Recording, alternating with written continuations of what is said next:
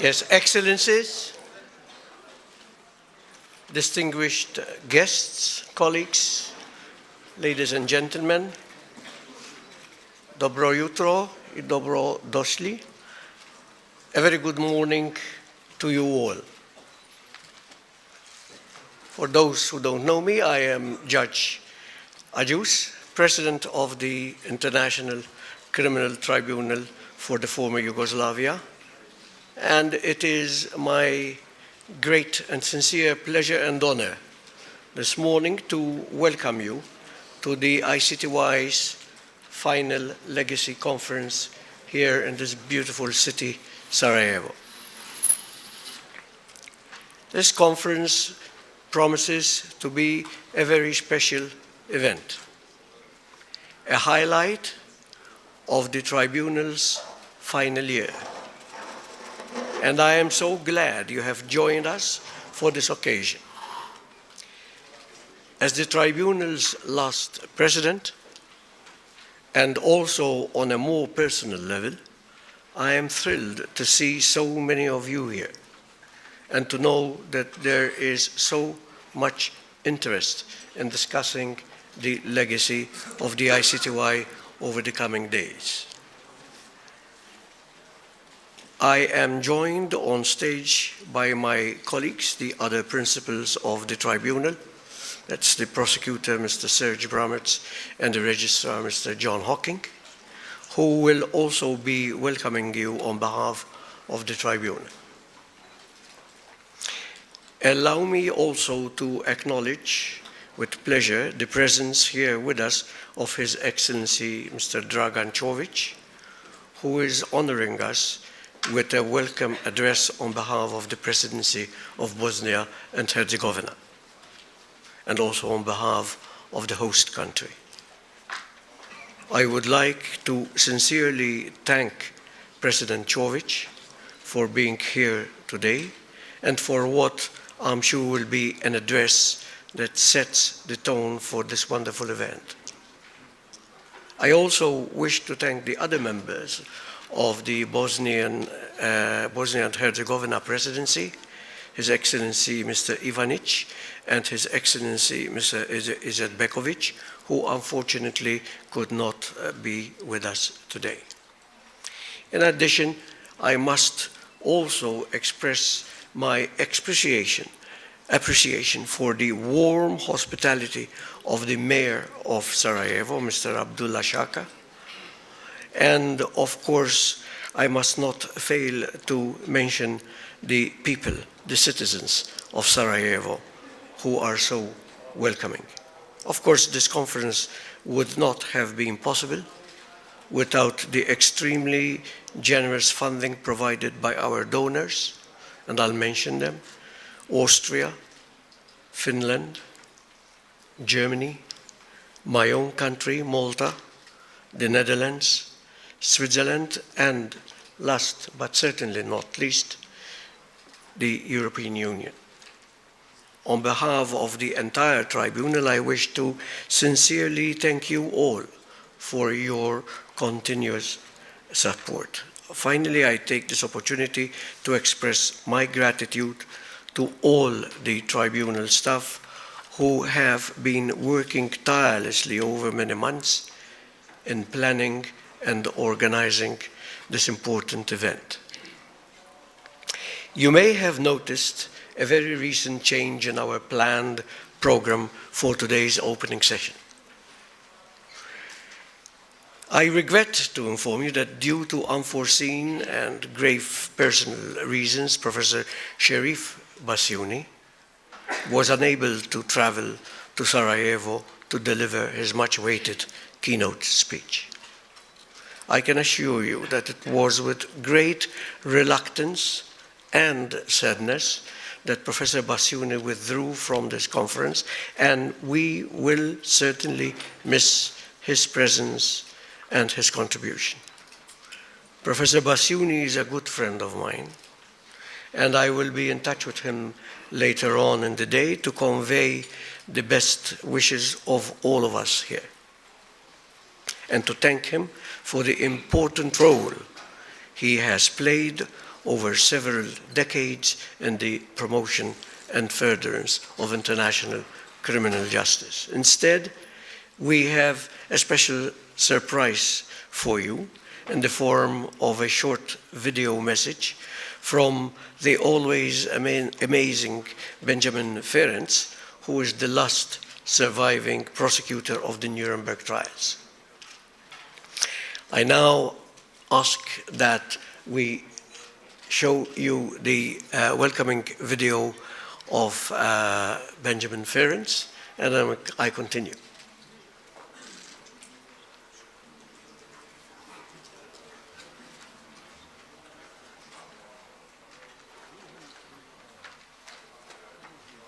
As me as Benjamin Ferencz, what makes me different is that I am the sole surviving Nuremberg war crimes prosecutor, and I'm only now in my 98th year. And I've been working on problems of international justice and human rights most of my life. So I bring with you a few remarks.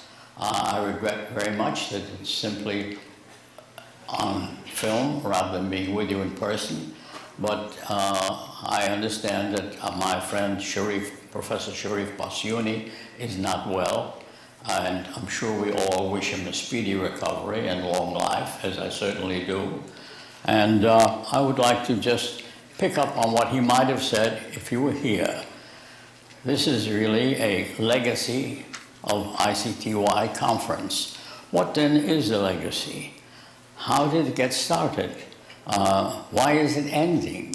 What is there to take its place? These are all very fair questions, which I'll try to touch upon in a few minutes. ICTY itself was a major stepping stone in the evolution of international criminal law. Following upon the Rome Conference, the Kampala meetings, and countless meetings of all the representatives of the United Nations and its committees, international criminal law has slowly been crawling forward. Now, it was certainly a tumultuous and difficult experiment to try to bring to justice people who had committed the worst crimes against humanity. ICTY, I recall, was largely stimulated by the fact that about thousands of women had been raped in former Yugoslavia. And the women in America, God bless them, were determined that they would not escape justice. The United States was not ready to join on with the International Criminal Court, and was willing, however, and were not ready to take on thousands of rape cases in the United States, was willing to persuade the Security Council to set up this special tribunal, which was a signpost that where the political will exists to bring perpetrators of crimes against humanity to justice, it can be done, and it can be done fairly quickly. And that to me is the legacy of the ICTY. What does it teach us about our capacity to deal with massive crimes which can no longer be tolerated?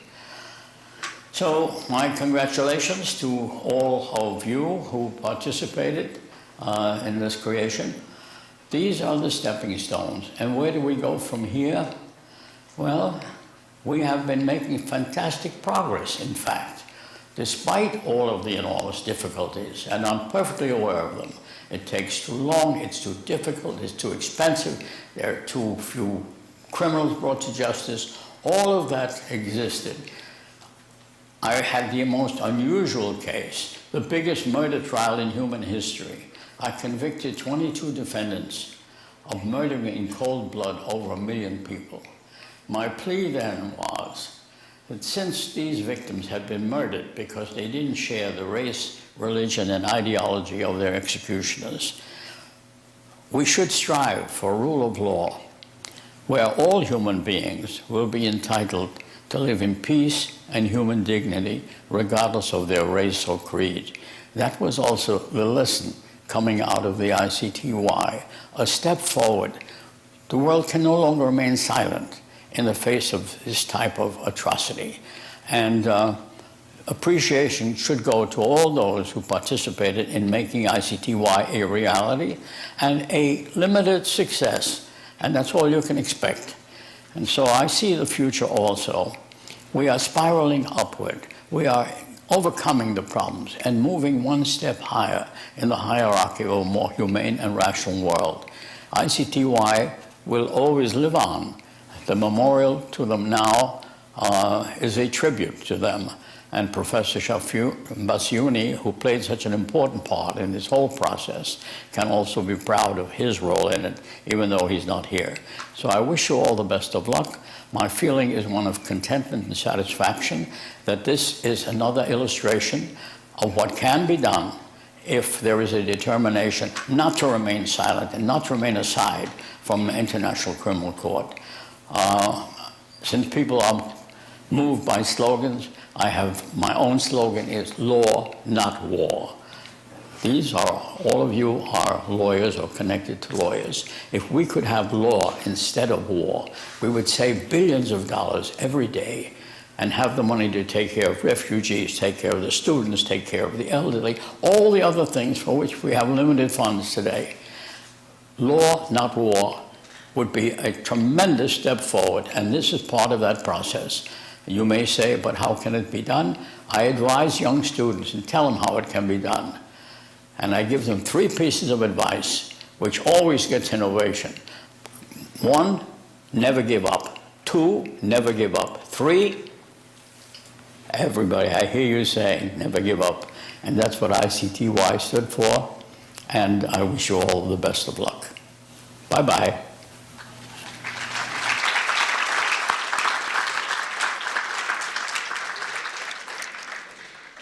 What an inspiration.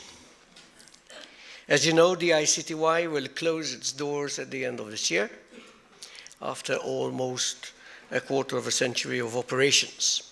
Its creation by the United Nations Security Council way back in 1993, and notably while the conflict in the Balkans was still ongoing, was a bold, innovative, and unprecedented experiment. It was born out of shock that such horrific events, such crimes, could be happening again on European soil less than 50 years after the end of World War II, and out of a genuine political will to stop the conflict and bring the perpetrators to account. No one at the time could have known exactly how the tribunal would function or develop, and for that matter, foresee all the achievement and challenges that lay ahead. Indeed, many predicted that we were destined to fail. Others predicted that we would prosecute only a few persons and close down within a couple of years. My guess is that no one back then anticipated a tribunal that would manage to successfully bring to justice all the 161 of its indictees, including persons at the highest military and political levels. I suppose a few would have anticipated that the tribunal would make such an immense contribution to the development of international humanitarian law and international criminal law, and that it would serve as a catalyst and an example for all of the other international criminal courts and tribunals that have come since, and in particular, the Permanent International Criminal Court. The tribunal's role over the years, because in many ways, developed over the years, because in many ways we had to learn by doing. Over more than 24 years, the ICTY has certainly had its fair share of both successes and difficulties, and we have learned many lessons along the way.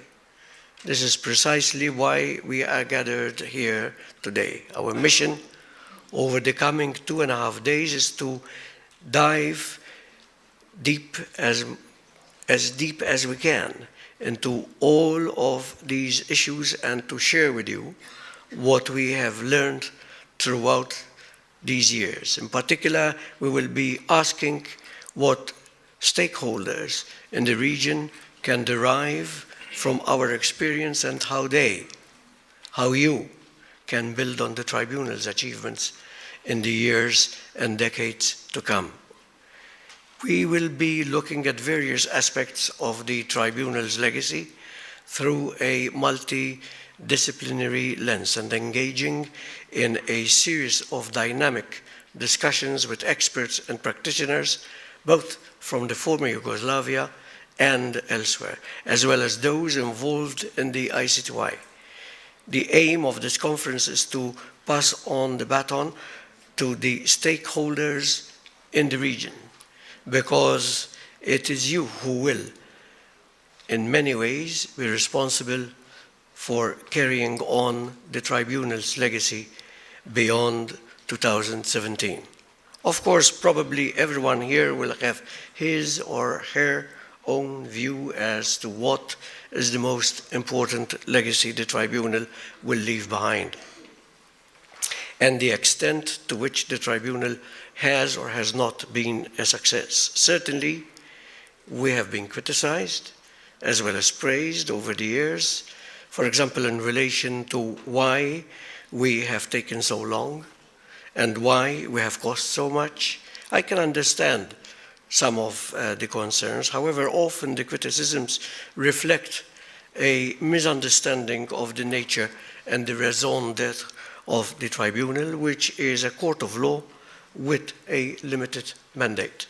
The Tribunal was not mandated to achieve reconciliation in the region, for example, and it was never meant to bring to justice and try all those responsible for the crimes committed during the war. The task given to it by the Security Council was to try those mostly responsible for these crimes and thus contribute to the restoration and maintenance of peace in the region. For me, and I have said it many times before, the Tribunal's most important and fundamental legacy is its groundbreaking role in the fight against impunity. The Tribunal has shown that it is possible to hold perpetrators of the most heinous crimes accountable and to bring them to justice regardless of their position or level. Indeed, it has demonstrated that trials for genocide, war crimes, and crimes against humanity are possible in the modern age, and that no one is immune from accountability. To conclude, I feel immensely proud of the Tribunal's achievements, despite all the challenges, and honored to be entrusted with the responsibility of closing it down in December. I thank you all for being here, and I very much look forward to our discussions together in the coming days. I would like now to give the floor to Prosecutor Serge Brammertz. Thank you.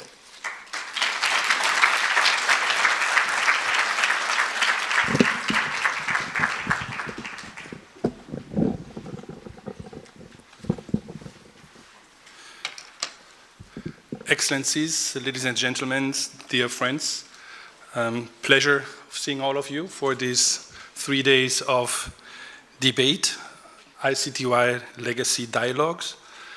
Those will be 3 days to discuss in a constructive, open and frank way what we have achieved, and I think the achievements of the ICTY are obvious, but also 3 days of discussion of what could we have done more.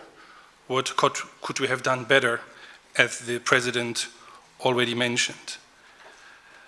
The question will be asked in the coming months or after the closure of the ICTY. Can we say mission accomplished? Have we fulfilled the mandate given by the Security Council? After 10 years in office, I have learned that it's all a question of expectations and a question of perspective. From what angle you are looking at success, a failure, or what could have done more. If we look at the number of cases which have been indicted, prosecuted, judged at the ICTY. Of course, the achievements are remarkable. The President already mentioned the number of 161 cases, which is more than any other international tribunal. So from this perspective, it is for sure an important achievement, but we have the acting chief prosecutor from Bosnia here with us. When I spoke last time with her, well, there are more than 5,000 cases still to be investigated in this country alone, which shows that a lot of work still needs to be done. I'm very pleased to see that number of victims, survivors, witnesses are with us. I know for some of you it's not the best moment of the year with the Ramadan to have this kind of events. I'm fully aware of this. But I am really pleased that all of you are here with us for this legacy conference. You have displayed immense courage over the last 2 decades, and my office would never have been able to do the work we have done over the years without your support and willingness to testify. So I really take this opportunity of the conference to thank you very formally for the support. It is your faith in justice which gave us not only a good reason and a mandate to do the work, but also the strength to fight on your behalf for justice. The victims remind us why the ICTY has been created, why the work is important, but it also reminds us how much more needs to be done, both here in the former Yugoslavia and worldwide in relation to victims' rights. Too many victims around the world do not have any expectation for justice for the crimes they have suffered. Horrific atrocities are being committed every day in Syria, South Sudan, DRC, and elsewhere, but accountability initiatives are still not in place for many of those situations. Yet on the positive side,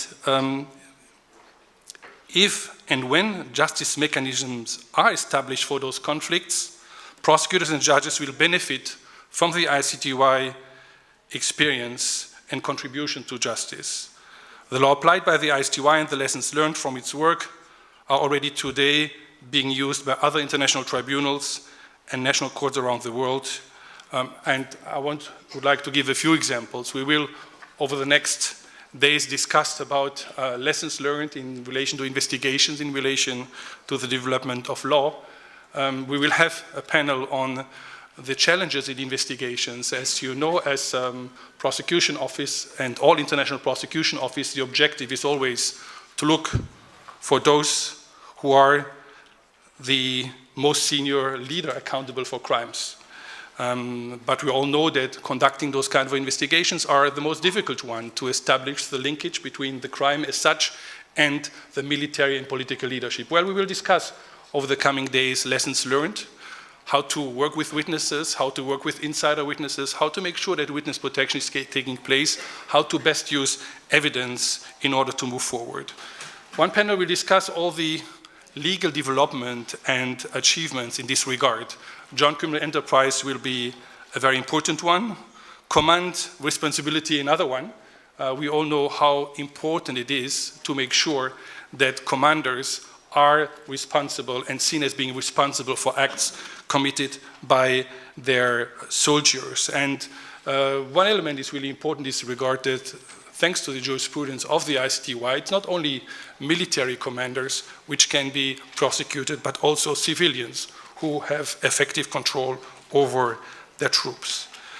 Many studies have indeed established, also studies by the ICRC, that in fact to have really impact on crimes committed in a war zone, the best way is to impact on commanders to make sure that they keep control on their troops and to make sure that they know that if they fail in their duty, they will be prosecuted themselves.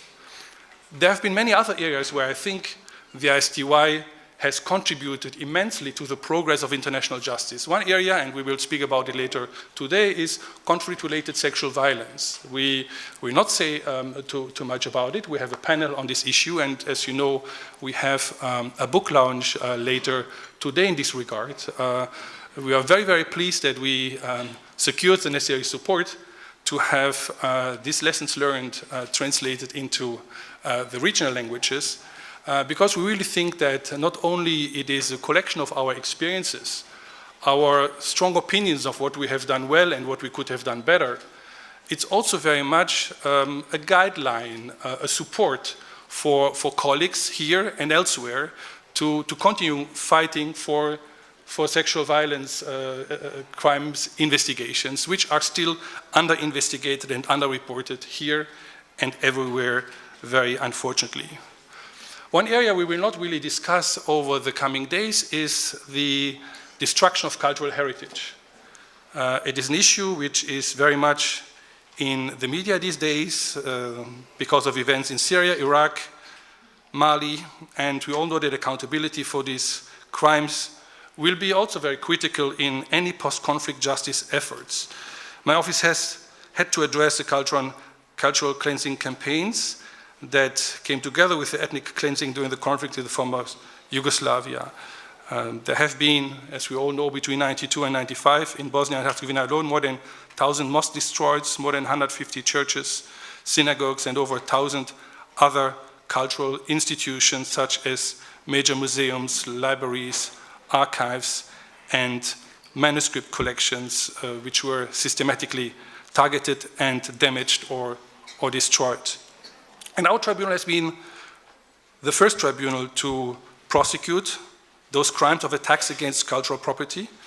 An interesting jurisprudence has been developed, which we think can also be used in the future for other conflict, because unfortunately, cultural cleansing and attacks against cultural property continue to threaten humanities, cultures, and heritage. While the ideologies today may be different, perpetrators from 2 decades ago and today share the desire to violently replace diversity with uniformity.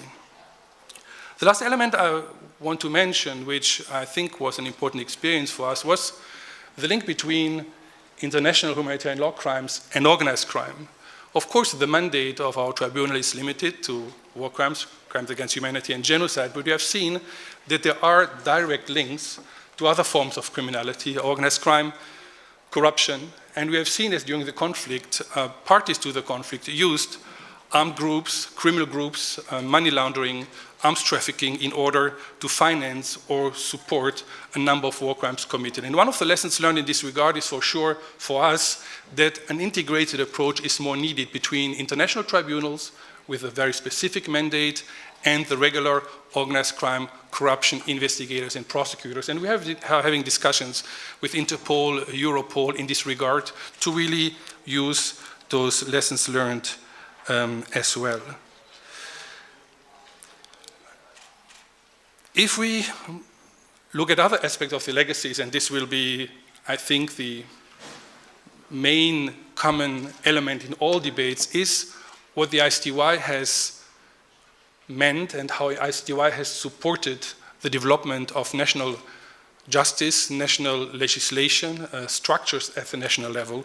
I think this is a very important legacy, and we will have the opportunity to discuss about it, especially if we think about the early days of the ICTY and the Security Council mandate, which very clearly gave primacy to the ICTY over national jurisdiction, where we have seen over time that we moved very much from primacy to a very constructive model of complementarity, and where today we are receiving much more requests for assistance from the prosecution offices from the countries in the former Yugoslavia than requests which are sent out from us. And we will have another roundtable discussion on capacity building support, which I think is really a very important achievement. And I'm just mentioning very briefly the project of the liaison prosecutors. We are the only international tribunals which has already now for the last 9 years, thanks to the financial support of the European Commission, liaison prosecutors from Serbia, Croatia, and Bosnia integrated into our office in The Hague, with more than 1 million pages of documents taken out of our databases to be used in national proceedings. And this is what I really consider being a very important achievement. And if we look at this interaction, this is really very much one of the lessons learned after 25 years of the ICTY, after now more than 15 years of the ICC. Well, international justice can only represent one part of the solution. To have a comprehensive solution to accountability, to make sure that there is no impunity gap, you will always need a strong interaction between the international and the national level. And I think that here, what we have done together with our colleagues in the region is very important. At the same time, it is important for our colleagues to write their own legacy because you are taking important parts of our work. Let me finalize and conclude with a few thoughts to key actors being present here today who will have to continue fighting for justice for those many, many victims from all sides which are still waiting to see justice being done. First, of course, to my colleagues prosecutors. I'm really very pleased that my colleagues are here. You are our counterparts. You have done an excellent job over the last years under very difficult political circumstances, which unfortunately are still partially there. You have been able to overcome many hurdles, and with the closure of ICTY, there will be even more responsibility on your shoulders.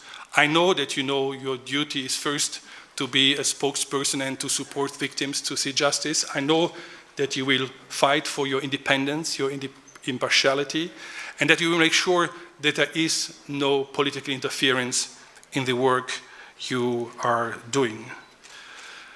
Members of the international community, well, we have always said that one of the reasons why there are no fugitives at large at the ICTY and where other tribunals have been less successful is very much because we had the support of the international community. Very much at the European level, but also by the US, only to mention one country in particular, which, like the European Union and some countries, have really created incentives to make sure that international justice is functioning. And of course, to the international community, we are saying, well, you have provided all this support to us. We will, of course, continue supporting our colleagues in the region, but we want, obviously, the international community continuing supporting our colleagues, prosecutors in the region. I know that realpolitik is an issue which has an influence, but I trust that no one will sacrifice the rule of law, the fight for justice, for any regional or geopolitical consideration which could have a negative impact on the fight for accountability. I want to say one word, of course, to civil society. Civil society, which has also a very difficult life in the former Yugoslavia. We want you to continue doing what you are doing, to continue supporting the victims, to fight for truth and reconciliation. We all know that this is an important issue and difficult issue as well. Expose inaction at the political level. Criticize where you have to, and you will have our support as well. And finally, before concluding, 2 words to the national political authorities. We all know that over the 20 years of existence, of more than 20 years of existence of ICTY, cooperation has been, and still is today, one of the most difficult issues. It has been at times very, very difficult because governments were not supportive.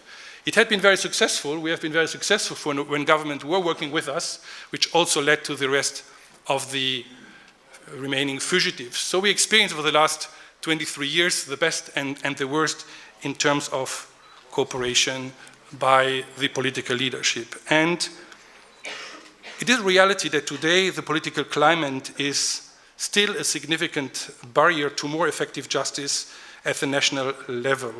While commitments are made, they are often not translated into concrete action. And for every claim of support to war crimes justice, there are many more comments by politicians improperly interfering in the work of the judiciary. The most troubling element, though, is the increased glorification of war criminals and the widespread denial of crimes. This was very much the main line we took 2 weeks ago in the Security Council reporting.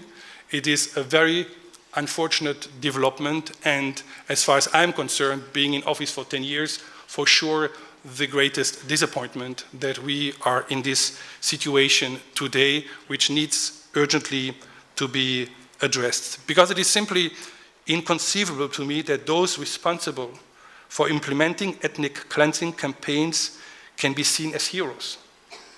What is heroic about killing civilians, burning places of worship, and forcing hundreds of thousands to flee their homes?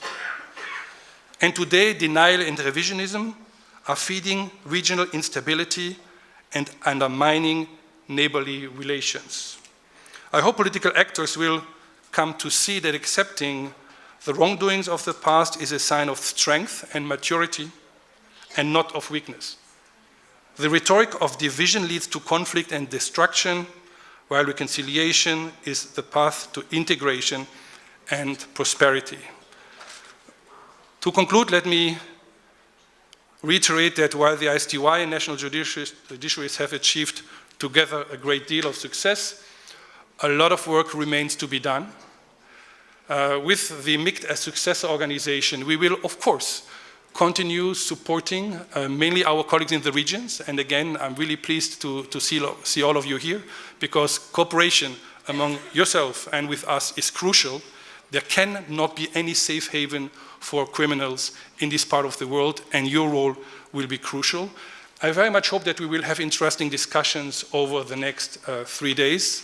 And again, I thank all of you for your interest and support for these very, very important issues, which will be, I hope, at the forefront of the political agenda in this region for many years to come. Thank you very much.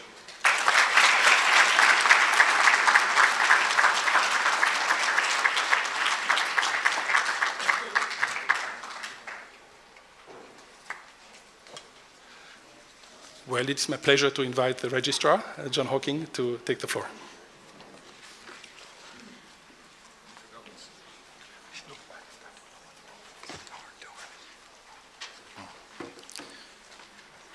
Good morning, Your Excellencies, distinguished guests, colleagues, friends.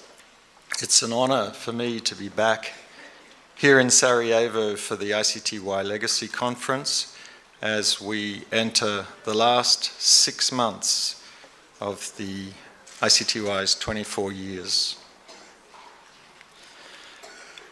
Borrowed robes, no seat, no courtroom, no prison, no budget, no computers, no staff, and no rules. Widespread skepticism about the viability of the institution. For months, I lived with the distinct impression that I was at the helm of a ship that would probably never depart from the yard in which it was being built, piece by piece, day by day. I spent a year and a half almost alone in The Hague, alternating periods of nerve-wracking longing to succeed and an excruciating fear of total failure. This was the ICTY at its beginning in the recollections of the late Judge Kasese, our first president. But not long after, and in no small part thanks to his efforts, the ship was built. Major figures appeared in the dock. The ship started sailing and charted new waters. The map that the ICTY drew marked a new frontier in accountability for atrocity crimes.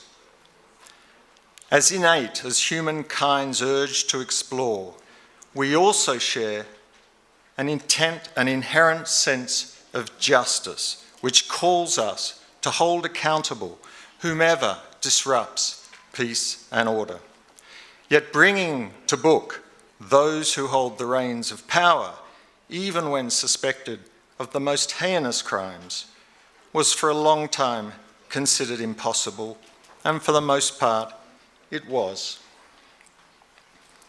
But today we live in a new world. The ICTY demonstrated that also the powerful can be brought to justice. In our courtrooms, the shields that protected heads of state, ministers, or generals were pierced by the humble truth of their often powerless victims. Today we naturally assume and demand that leaders committing atrocities be called to account for their wrongs, like everyone else. And today we know that this is possible. The ship crossed the Pillars of Hercules, the frontier of the ancient world, the limit of what was considered possible. From here, there is no turning back.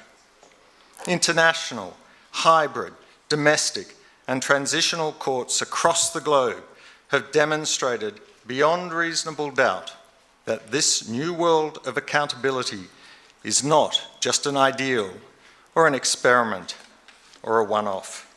With the ICTY's voyage coming to an end, it is these courts, and significantly the courts in the region, that will continue to charter these new waters and push beyond the frontiers of the possible.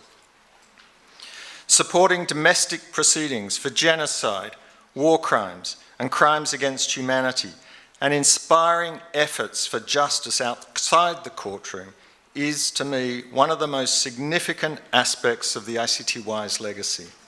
And I wish to particularly commend President Agius, who has ensured that this conference discussed the ICTY legacy in and out of the courtroom, across institutions, and amongst international, regional, and national contributors, because justice and peace can only be endured with joint action and mutually reinforcing commitment. A defining moment was in the year 2000, when the then President Jordan raised for the first time the possibility to transition certain ICTY cases to national jurisdictions in the region. This would eventually become a cornerstone of the ICTY completion strategy, endorsed by the Security Council in 2003.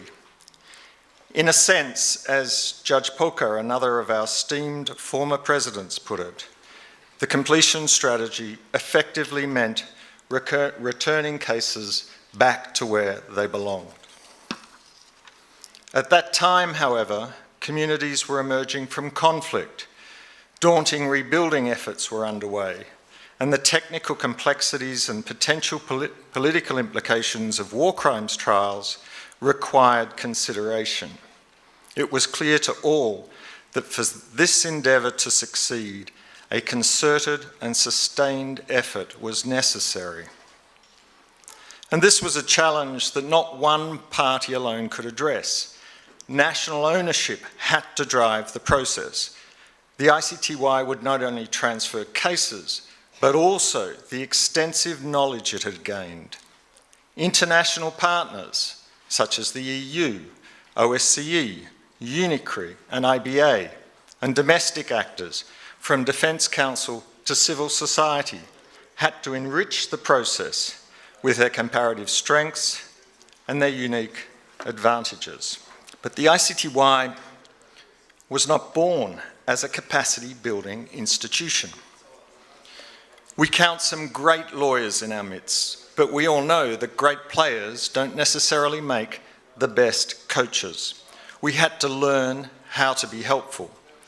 Year after year, we refined early singular efforts into a more systematic approach to support and foster sustainable benefits.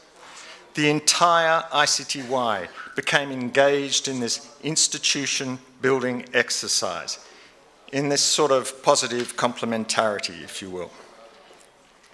As early as 2001, from digital to physical fora, the ICTY began promoting the diffusion of knowledge and interstate and inter-institution cooperation.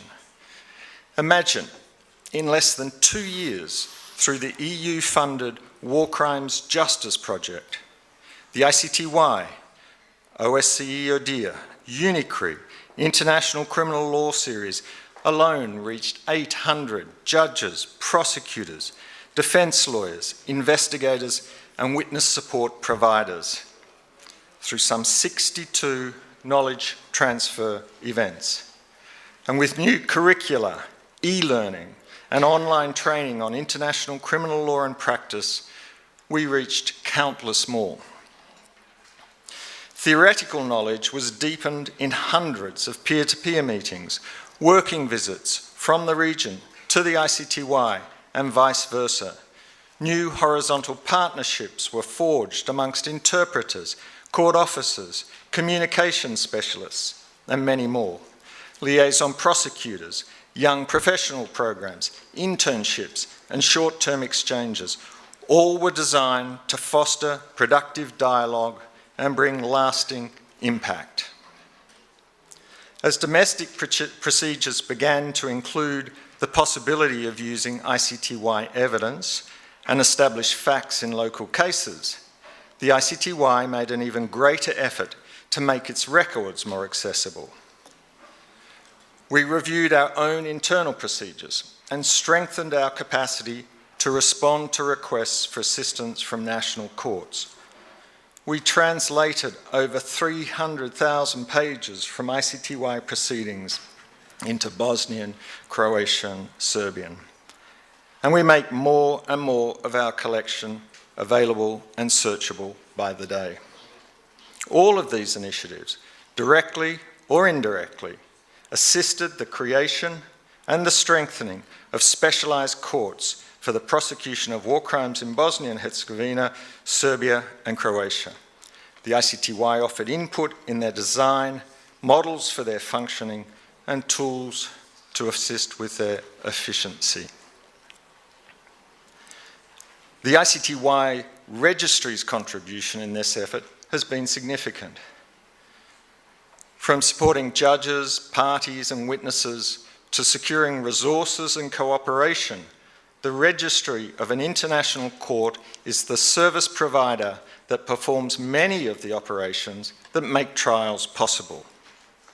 First of its kind, the ICTY registry has generated over the years best practices and solutions that have been used as a reference or even as a model by later international tribunals or domestic courts, particularly here in the region.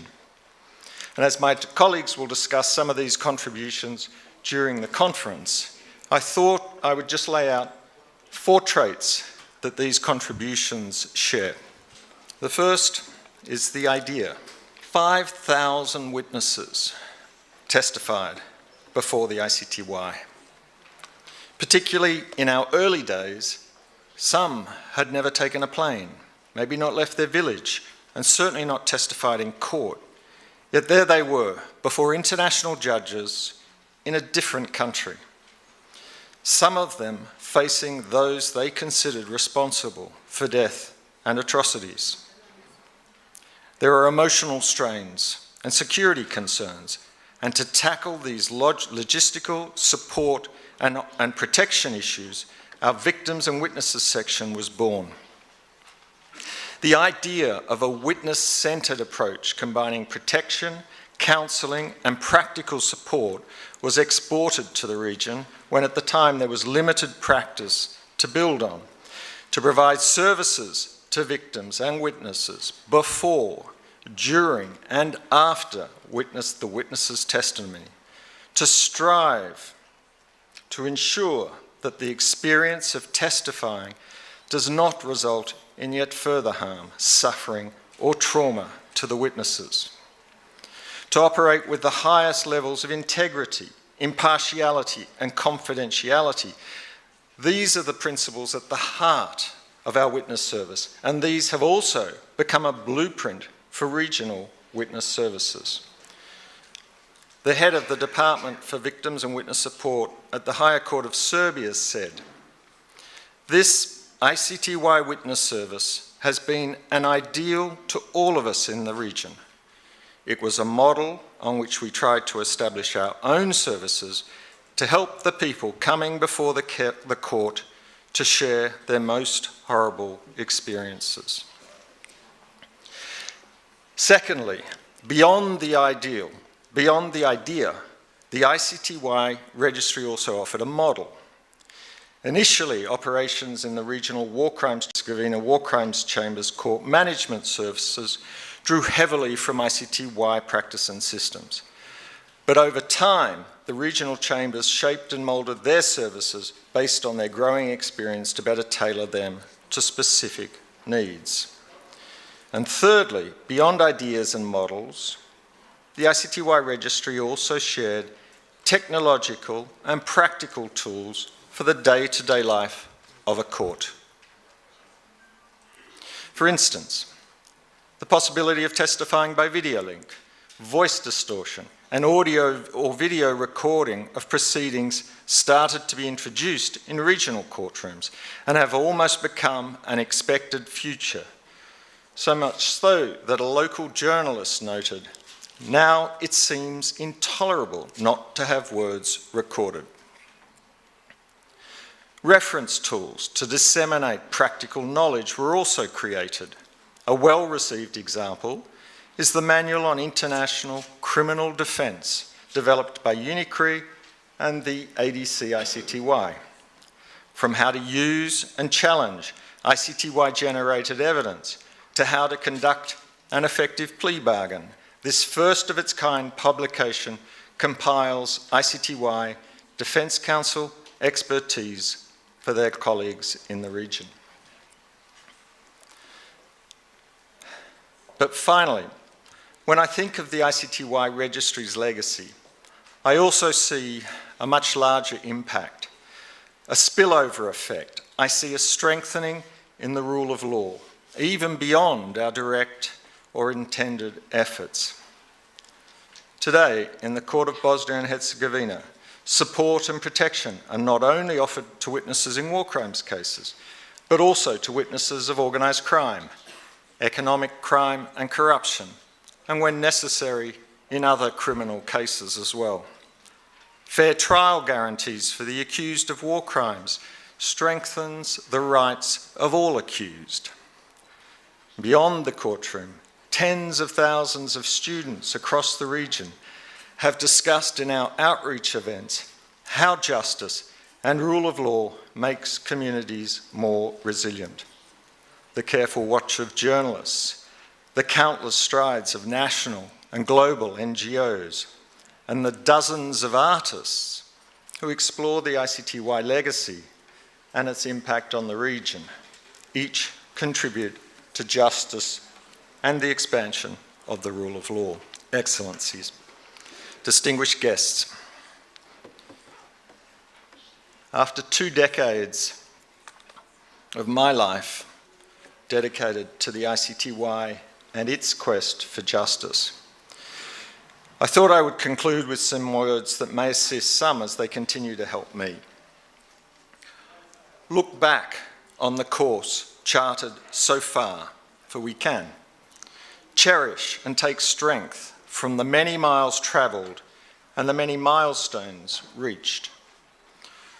Look out for partnership and cooperation, for sometimes the problem of one are the achievements of another, for success can always be accompanied by setbacks, and progress requires constant fine-tuning and at times a criticism or two. And look beyond to what there is still to achieve. Our innate urge for justice has pushed beyond the boundaries of what seemed possible, and then it pushed further. A ship that might never have left its dock ended up sailing in new waters and found a new frontier for accountability. You're now sailing these waters. Push beyond and then push further. Thank you very much.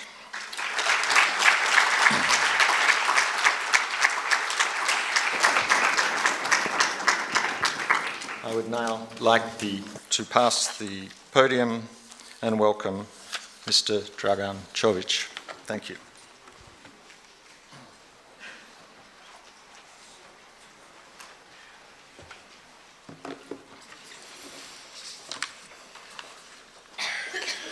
Poštovani gospodine Agius, Your Excellency, Mr. Agius, Mr. Brammertz, Mr. Hocking, ladies and gentlemen, it is an honor to be with you here today on behalf of the Presidency of the BIH and my personal capacity.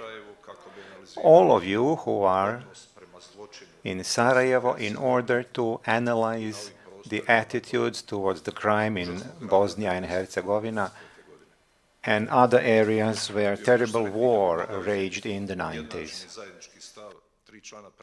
I would be even happier if I would be able here to appear on behalf of all the three members of the presidency. However, as it is the case with many issues related to the war and the history, it is sometimes difficult to formulate a unified stance. That is why I'm going to say just a few brief words. 22 years after the terrible war in Bosnia and Herzegovina ended, or 24 years after the establishment of the Tribunal, we all have our personal views on the matter. I'm sure that you, in your contacts with us, especially through our institutions, through the judiciary, you have all acquired a very clear picture on the way that war crimes are treated today in Bosnia and Herzegovina. I think it was perfectly normal to expect what was going to happen since the tribunal was established. And we also had our expectations about what the judiciary of Bosnia and Herzegovina was supposed to do. We all hoped that this would also result in reconciliation. I know that your task was not reconciliation, but the search for truth and justice. Now, close to the closing of the Hague Tribunal, you only have a few more months to work, bearing in mind all the challenges, all the difficulties and all the problems. I can say that today Bosnia and Herzegovina is just as complex as it used to be when it thinks back about the war 91 to 95. When you come here, when you talk to us, I think that many of you can, even based on a single conversation, form a clear view about how we look at these things here. In 1991, 43% Bosniaks, 33% Serbs, and approximately 70% Croats, 7% others formed Bosnia and Herzegovina. In 2013, we have approximately 50% Bosniaks, 33% Serbs, and 15% Croats with 2% others. Why do I mention this? Because it was not only during the war, but also in the 22 years after the war that we have to deal with some of the areas of Bosnia and Herzegovina that are completely ethnically cleansed. Our ambition is to create a different situation, a different reality. We want to preserve Bosnia and Herzegovina as a unity on its Euro-Atlantic integration. However, some of the areas of Bosnia and Herzegovina are still ethnically clean, and not only due to the war, but also through some processes that started after the war. The very city where we are today used to be a great example of multi-ethnicity. However, today it is almost ethnically pure. All this one has to bear in mind when trying to figure out how to use the remaining time in order not to lose another 22 years fighting for truth and for justice and against the terrible crimes. How are we supposed to define every detention camp as a detention camp? How can we be sure that those who established it will face the justice? How can we be sure that the loved ones find the mortal remains of their family members that they haven't been able to find during the past 22 years? I also have to say that our two neighboring countries do not fare much better. They are also divided in their ideas about the war. And regardless of all the efforts to achieve truth and to achieve justice, you will always find different ideas and different attitudes of different political entities in this country and Croatia and Serbia, and they are sometimes quite opposite. I believe that another great challenge lies ahead of us, because a huge number of war crimes is still not investigated, and we are not talking about hundreds, we are talking about 1,000 cases that are still not investigated and processed, 22 years after the fact. I know that our institutions now have a different view and a different stance on this problem. I'm convinced that we will be able to set aside enough resources and logistics so that all our institutions, prosecutor's office and the state court, can work and do their job. And I hope that they will not be encumbered by everything that has happened so far, and I hope that the politics will not have such a great influence on their work. Because we have to be clear about this. This is a problem that has affected a number of our professionals that have been trying to do their work in the best possible way.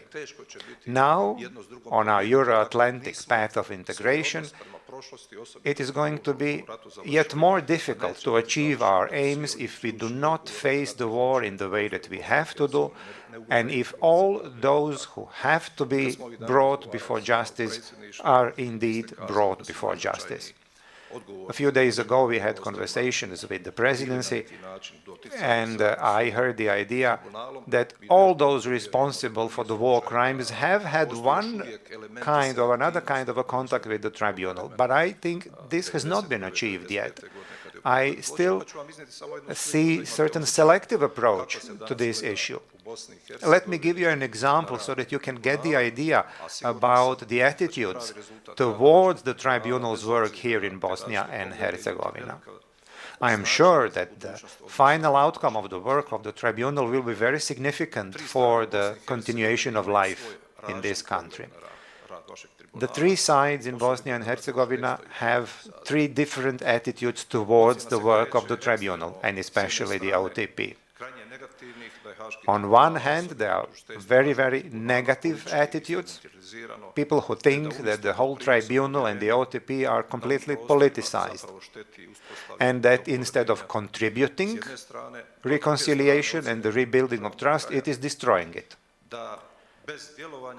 On the other hand, and I support this, without the Hague Tribunal, it would be impossible even to think about bringing those responsible for war crimes to justice. And since I belong to this second set of ideas, I personally want to thank you for what you've done so far. I'm not trying to embellish anything here, because the negative attitudes are part of our everyday life. And not only in the political fora, but also in professional circles. Some people still think that the Tribunal is being selective, that it is creating its own rules, and that it has no independent oversight. For instance, secret witnesses are often mentioned in support of these charges. I would personally like to highlight one specific problem. The Tribunal was established to prosecute individuals responsible for grave breaches of international humanitarian law, genocide in the territory of the former Yugoslavia and its successor states. And the clear idea was that those responsible should be brought to justice. I believe that we had too many challenges in the past years, and that now we are divided even more. And although your job is justice, however, you still should discuss some of the issues that are in the minds of people. And one of those issues is selective application of justice. When we think, for instance, about joint criminal enterprise, we believe that there is no place for it at the Hague Tribunal and in the cases being handled currently by our judiciary. I would also like to say something about the problem that is not your problem, but we have to solve it, and that is the issue of the so-called double legislation. So we have a set of laws from the former state, and then we have a new law adopted some 20 years ago that is quite different. That means that people who take part in our trials are put in an almost impossible situation, a situation in which it is very easy to politicize justice and the trials. You have to know that you have been working here, for 15 years at the tribunal, and if you hadn't started your work, it is very difficult to imagine that we would also be able to do our work and that this country would be functioning as it is today. I believe that you will use the time still remaining together with the registry and your logistical apparatus to help the transformation of our judiciary, while we, from our side, will do everything we can in order to depoliticize our judiciary, so that in the remaining time we should be able to finally finalize all the cases that we haven't been able to finalize in the past 20 years. A short note. A few days ago, you said that all the databases of the Hague Tribunal should be transferred here to the region, and I mean here to the Bosnia and Herzegovina. We have to bear in mind that this is a huge amount of material. How can we ensure that this is decentralized, open to everybody, and there are no abuses of the information contained within the databases? Because they are going to be situated not only within this country, but also within the neighboring countries. I see another great field open for various speculation, for yet another input of politics into the sphere of the war crimes trial. And now let me conclude. I believe that regardless of the challenges, regardless of the charges addressed at you, I know that you were doing your job and that your job was to achieve justice. And I know that in the remaining capacity you will finalize this work in the next 5 or 6 months. But the greatest chunk of this work, it is us here in Bosnia and Herzegovina who will have to do it. That is why I want to thank you once again for everything that you have done so far. I want to thank the registry, the OTP, and the chambers. Thank you very much.